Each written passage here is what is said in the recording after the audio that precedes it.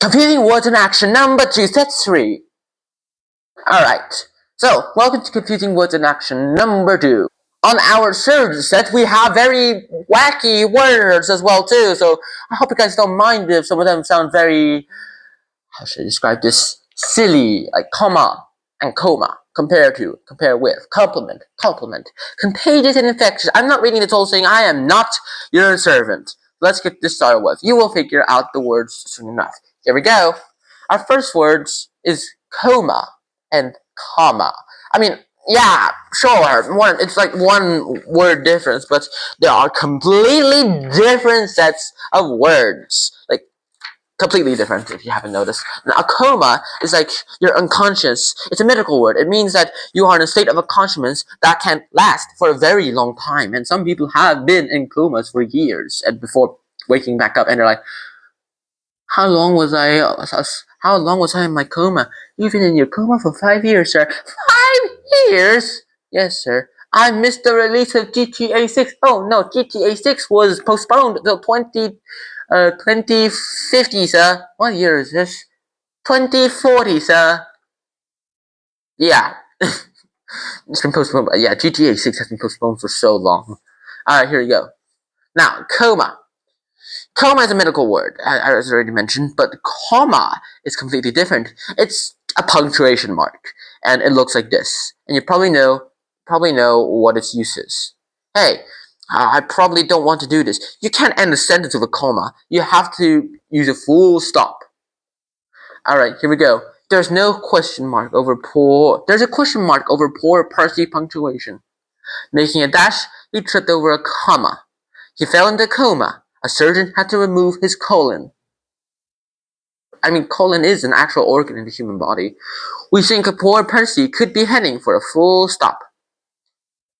Percy punctuation, R.I.P. Rest in pieces. Now, next up are these two words. Compare to and compare with. Now, when you're comparing something to something else, that means you're going ahead and you're saying that one thing is like another. Whereas if you compare something with something else, you're trying to say that that thing is like different from something else to this. And so, like, you can compare this pigsty towards Animal Farm, or you can compare Animal Farm the book with the capitalist the socialist regime in the USSR. Get it? No? Well then, you should read more books. This is Miss Sharp, the hotel inspector. She's disguised as an ordinary hotel guest. Previous guests compared this hotel to a pigsty. Compared with most of the hotels that she goes to, this one is certainly not very clean. But she doesn't think it's bad as a pigsty, although she hasn't yet looked in the bathroom. Oh man, I can already see the dirt marks on the bathroom. Alright, our next word, are these two words. Compliment, with an I, and compliment with an E. Now, compliment is, as a noun, it's like some praise towards someone. Well, as a verb, you're praising someone. Get it? No? Well, I'll just try to explain it again. Compliment is like you're going ahead and you're saying something really good about someone else. It's the thing that you say. Well, compliment as the verb is like you're saying good things about someone else. Whereas compliment is like the perfect addition, the accessory towards something else. Like too, like some people think wine is a compliment to meals, or Dutch hyper keys are compliments towards spark lenses. Document trigger multi-type boot up talk. Wait a second, I said that wrong. Yeah, you probably didn't even understand me. Anyway, alright, here we go. Trigger, dark. Boot up, dark superior. Paint the future with your darkness. Trigger dark. Yeah. You will understand that if you watch tokusatsu genres, which I'm pretty sure most of my audience doesn't. Seriously though, here we go. Alright, first off, our next words is contagious and infectious. Now, when something's contagious, you're saying that that thing can be transmitted. A disease can be transmitted with touch, direct contact. Will you? Whereas infectious is like you go ahead and you get something. You become sick from a disease by just breathing the disease in. Whereas contagious diseases, you have to touch it and it gets into your body. Infectious diseases are like they're airborne. Like COVID-19, it was both contagious and infectious. Is this an underwater explorer? Is it a spaceman? Or is it John visiting his friend Brian, who is badly ill? Oh, at least Brian seems to be telling. If Brian was the one who told John to wear all this, well, then he's finally grew a brain. Some people say Brian is contagious. What the? Some people say Brian is infectious. John isn't taking any chances. Fair enough. I would probably do the same thing myself anyway. Next up, we have deal with and deals in. I'll start with deal in though, and deal with. Now, deal in basically means you go ahead, you're someone who like buys and sells something. Whereas deals with something is like you take an action in order to solve something, or else it can also mean to be about. Here we go. Mr. Sewell has a shop. He deals in sports goods. He has a staff of 3. Mr. Sewell deals with financial matters and other business. Janice is his secretary. She helps him. But on busy days, Janice has to help Mrs. Sewell instead. Mrs. Sewell deals with the customers. On very busy days, Mr. Sewell has to help Mrs. Sewell too. Nigel deals with all the other jobs, such as cleaning the shop and moving the stock. But the job he likes best is testing new products. So technically, he has hired only 3 people, but he is technically the boss of the company as well too. Yippee-ki-yay, he is making a pretty honest living. Alright, our next words is dependent and dependent. Yeah, they're both pronounced similarly enough that I had to spell them. Dependent with an A and dependent with a E. Now, dependent is like someone who depends on you, someone who cannot live without you. Whereas dependent is like, it's an adjective. It means that when something is dependent on something else, it needs that other thing to exist. Like leeches. Otherwise, if they don't suck blood, they die. Roger is trying to fill in an official form and asks him how many dependents he has. He thinks about the other members of the household, especially his wife. Is she his dependent? He is dependent on her for many things. She has a job and earns her own money, so she's officially independent. Nani? Alright, next up we have these 2 words. Dual, standby, and dual. Alright, here we go. Paul is learning to drive on a car with dual controls. Paul simply does as his instructor tells him. Sometimes Paul wants to go faster, but his instructor makes him slow down.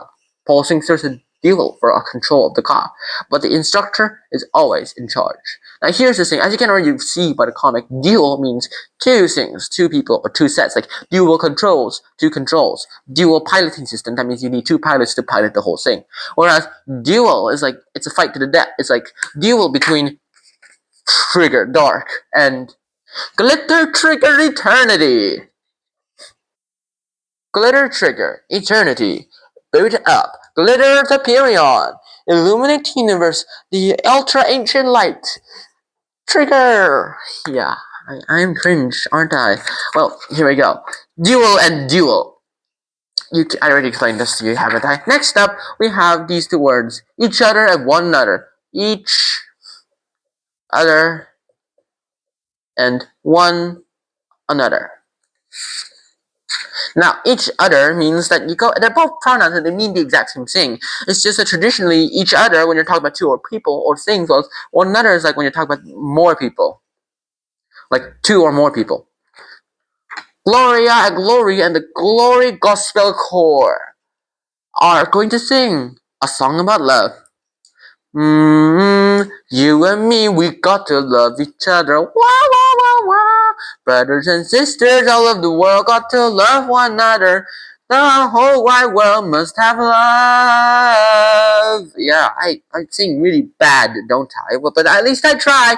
At least I try. I'm not Filipino, so I don't have singing talents. But at least I am Korean. That means I have some kind of talent, so it's in my blood. Just kidding. Here we go. Each other and one another. I just explained it to you. So next up, we have emigrants and immigrants. Now, obviously, you can already tell one's different from the other, but they both technically mean the same thing. You can't be one without the other, unless you're stateless. Now, when you're an immigrant, that means you're leaving your home country to live in another country. Whereas if you're an immigrant, you are coming into a new country. You don't have to leave an old country. You have to leave a new country to live somewhere else. Yeah, pretty much both of them are the same thing.